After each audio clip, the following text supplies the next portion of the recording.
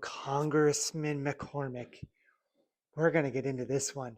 But first, I want you to see a little video that he had with the reporter about this issue. Do you support getting rid of, school lunch for vulnerable kids and breakfast and Head Start, for example, and getting rid of childhood cancer research? Do you support that? And what do you say to your constituents? I want to follow up on that question, too, because I didn't hear an answer from you. When you talk about school lunches, hey, I worked my way through high school. I don't know about you, but I worked since I was, before I was even 13 years old. I was picking berries in the field before we had child labor laws that precluded that. I was a paper boy.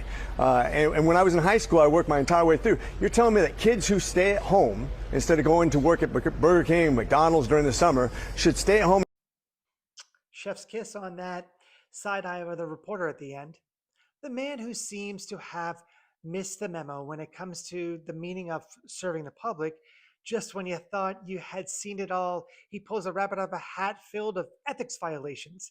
Yes, folks, the congressman is worth over 1.5 million. I mean, nothing screams, I understand the struggle of the average American, quite like casually shoving millions of dollars into your bank account while you criticize people for needing assistance. Isn't it just adorable?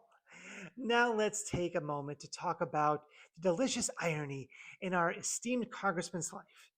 This wonderful human being got a whole lot of his meals from the federal government while he served in the military, claiming it was an act of patriotism. But apparently, he forgot about the small thing called public assistance. Maybe he thinks government funded meals have an expiration date, like his understanding of what public service actually means. And then we have his brilliant commentary on school lunch programs. According to Mr. McCormick, it seems our friend thinks that every child receives free meals, waits until high school to step foot in the school. Seriously, sir, have you ever seen a kindergartner? Because I assure you, they don't just live off of air until they hit those teenage years. Let's not forget that little antidote that he had about working underage. He spoke fondly of the time before child labor laws stepped in to protect kids, asserting that he was what? I don't know, training for his future as a congressman while toiling away with no rights? Fantastic. What a role model we have here. Imagine that, praising a time when kids worked instead of learning. Great job, Congressman.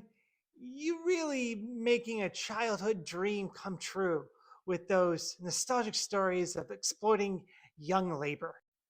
So let's just think about this. Is this really who we wanted in leadership? A millionaire with military background who can't seem to grasp basic childhood education or the concept of social responsibility?